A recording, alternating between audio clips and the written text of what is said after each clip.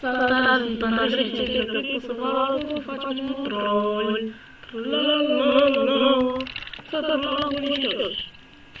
Gen modelul acesta. Păi e simplu. Mai întâi... M-am încărcat. Mai întâi facem mecanismul. E foarte simplu.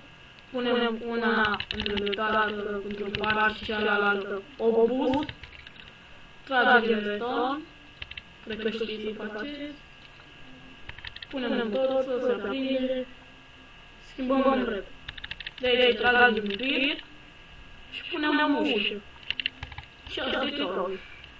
Așa că puteți să lărgiți cât vreți, să punem un lărgit. Asta s-a putut să dea cu primul meu troll. Dacă tare cu alt, uite-te cu troll. La revedere!